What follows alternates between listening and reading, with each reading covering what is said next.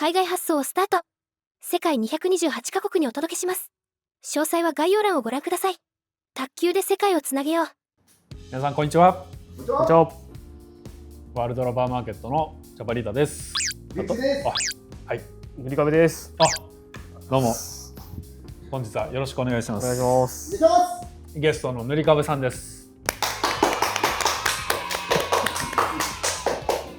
はい、塗り壁さんをゲストにお送りする今回は新商品の紹介になります。今もここに出てますけど、新しいラケット、原種9、こちらを紹介します。これがまたね、すごいラケットなんです。すごいラケットです。もうね、塗り壁さんももちろん打ってもらったんですけど、はい、これは原種っていう大ヒットラケットがあるんですけど、塗り壁さんはもうずっと愛用いただいてますね。そうですね。もうはい、6年ほど使わせていただいてます。ありがとうございます。原種は7枚合板でした。原種9はその名の通り9枚合板になってます。ここがもう最大の特徴なんですけど、それだけじゃなくて、なんと合板枚数が増えているのに板厚はさらに薄くなってるんです。もう見てもらって分かりますよね、この薄さ。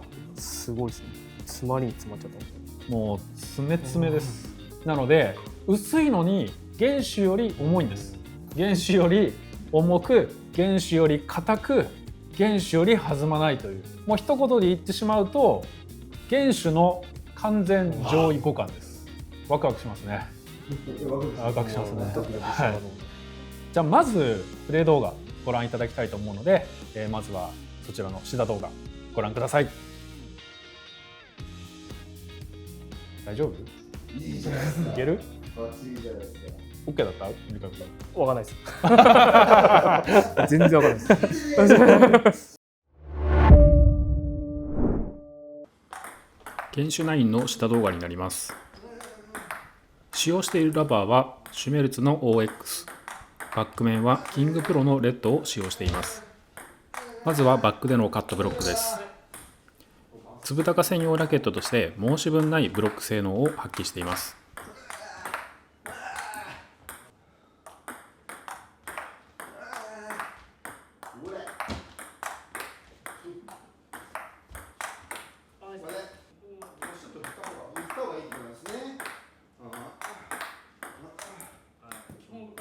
ここからはより短く止めてもらっています。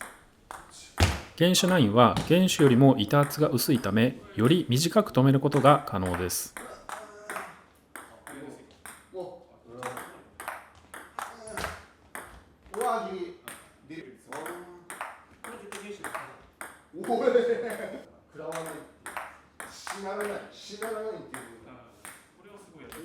続いてフォアでのカットブロックです。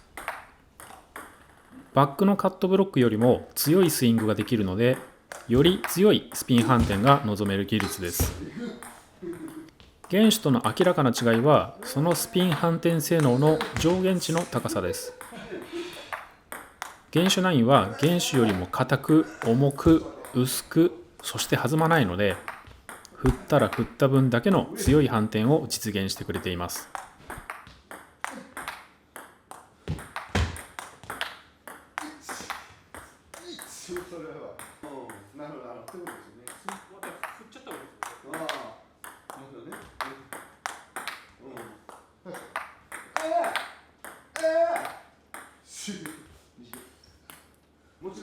フォアハンドのドライブとバックのプッシュを続けて見ていきます。原種よりも弾まない原種9ですが、合板そのものの硬さや質量は原種よりも高く、こういった攻撃系の技術も非常にやりやすいです。また原種と同じくブレードサイズそのものは攻撃用と変わらない大きさなので、攻守にわたる操作性の良さは健在です。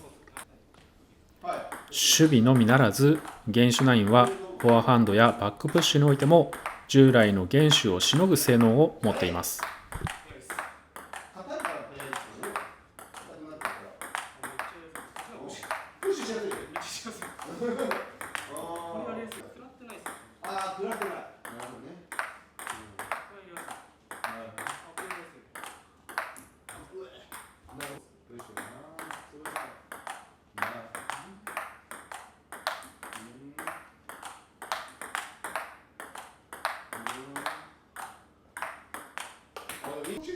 サーブです。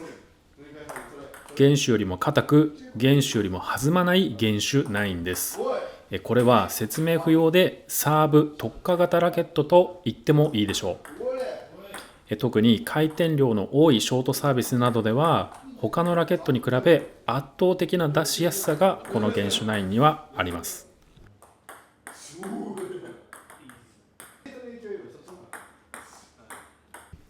最後にオールです。WRM で長年にわたり人気を博しているラケットが原種です。その原種をより硬く、より重く、より薄く、そしてより弾まなくしたのが今回の原種9です。一言で言ってしまえば原種の完全上位互換モデルです。原種よりもスピン反転性能の最大値が高く、またブロックの長短や裏ソフトでの回転量、反発におけるスピードの変化幅の差など、あらゆる面において原種の上級モデルとしての性能を真っ当に再現しています。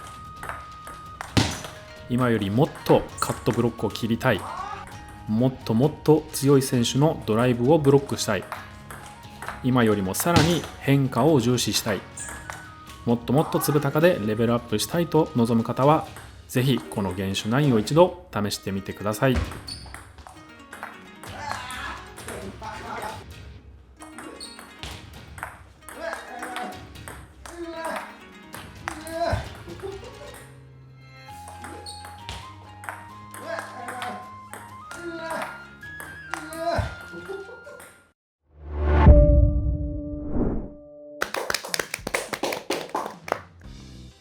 プレー動画いかがでしたでしょうか。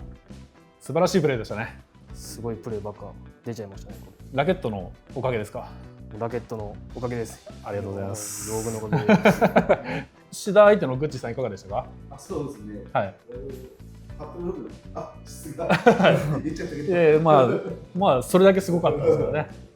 具体的にまずラケットのスペックを紹介したいんですけど、サイズは旧来の原種と全く一緒です。ただ7枚合板の原種は 5.3 なんです。それでも薄いですよね。かなり薄いですよ。ただ新しい原種9、なんと 4.8 ミリ、0.5 ミリも薄くなってます。そして、重量も増えてます。薄くなったのに重くなってる。だいたいですね、シェイクでいうとプラス5グラムぐらい増えていて、中ペンだとプラス3グラムぐらい平均で増えてます。なので、原種よりも硬く重く薄いのでさらに弾まないという、はい、素晴らしいラケットなんですが、早速特徴をねこれから紹介していきたいと思います。まず1つ目、1つ目はですね、カットブロックがぶち切れる。まさしくここです。ぶち切れてましたね。いや本当に切りやすいですね。切りやすい。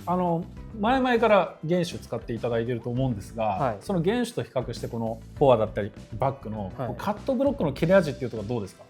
原種9の方が切れ味のマックス値はかなり高いです。でなおさら、カットブロックで基本的には、スイングスピード速くして、大きく振って切ると思うんですけど、こちらの原種9の方がやっぱ振ったら振った分、切ったら切った分だけの回転量が飛んでいくっていう感覚で、今日はもうずっとやらせていただきましたね。そうでしたね。グッチさんも上がってなかったですね、ドライブが。すごかった。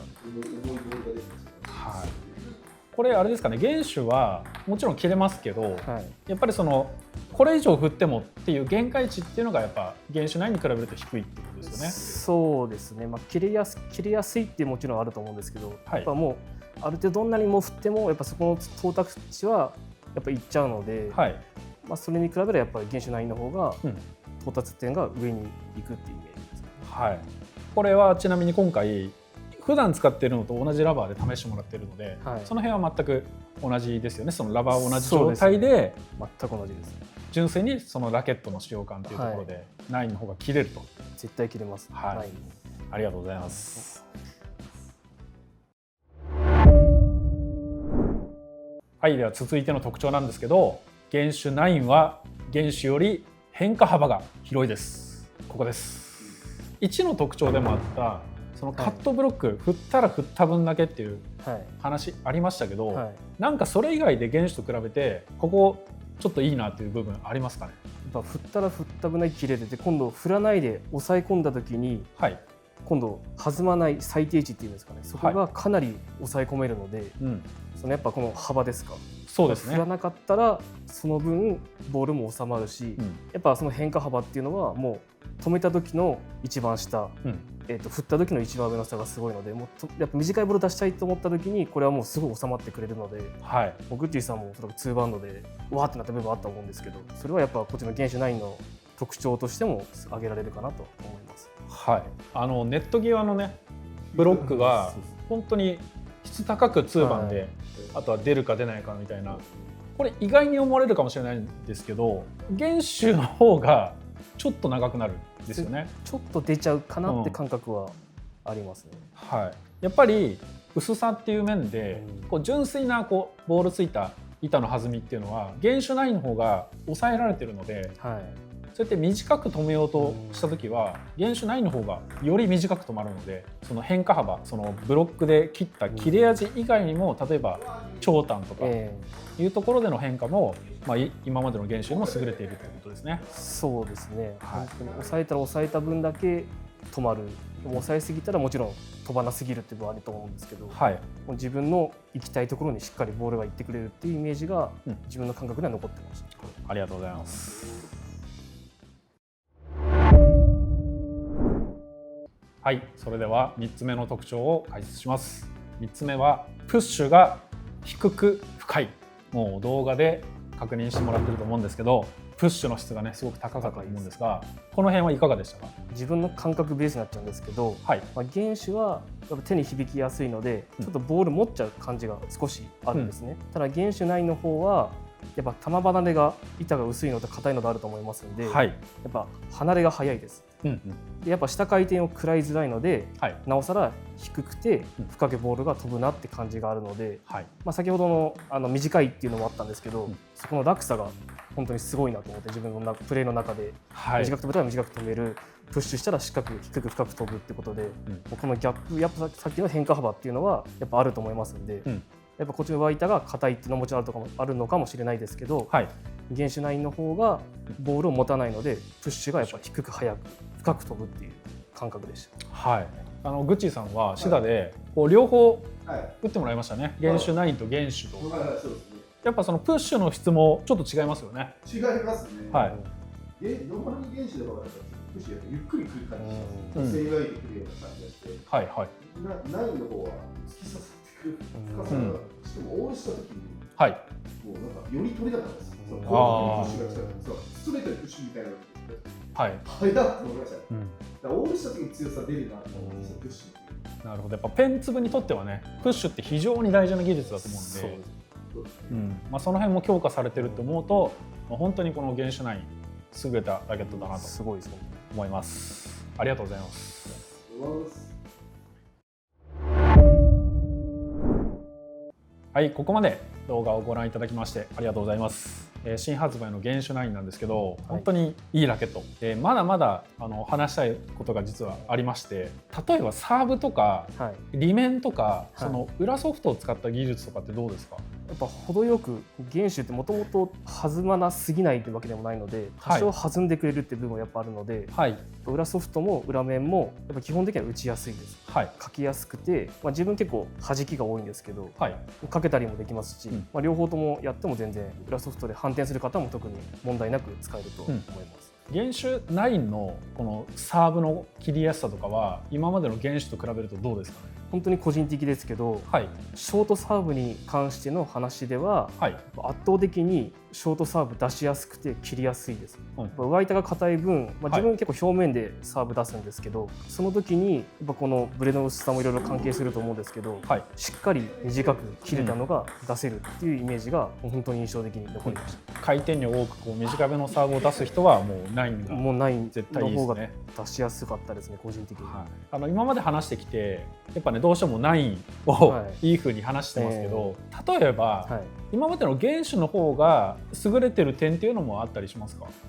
そうですね。やっぱ、長年使ってるってあるかもしれないですけど、はい、原種の方が全体的なプレーは安定するかなって気はやっぱしますね。この変にめちゃくちゃ切れたりとか、すごく切れなかったりとかっていうのがないってことですよね。全部こう、そうですね、マイルドに収まってるっていう。自分が思ったボールがちゃんといってくれてる感があるので、やっぱ全体的にプレー安定するっていうのは、やっぱ自分が送ったボール以上のことをやってしまうと、返ってくるボールがやっぱおわってなっちゃうんですけど、原種の方が自分の思ったボールの方がコントロールしやすいかなって気はありますね。本当にすごく抽象的な表現ですけど、扱いやすいっていう、そうですね、乗りやすいみたいな感じですよね。それを言うと逆を言えば、もうバリバリ練習して、本当にこのペンツブで試合で勝つっていうのを目的でやってる人は、いわゆる中上級者ですよね。絶対原種9の方がいいですよね。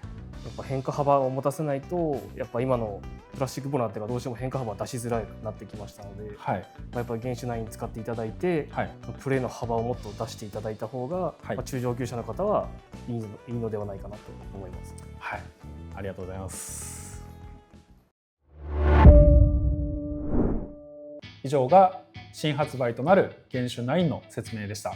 原種は WRM のオリジナルラケットとしてもう10年以上長い期間販売してて、一番売れてるラケットなんです。その原種の新しいシリーズ、実はもう足掛け5年以上費やしてようやく販売になったのがこの原種9です。そんなに費やしてるんですか？そうなんです。ただね、それだけの性能が今回このラケットに詰まってると思うので、今原種を使っている皆さん、そしてこれから異質ラバーで上手くなろうと考えている皆さん、ぜひこの原種9よろしくお願いいたします。ありがとうございます。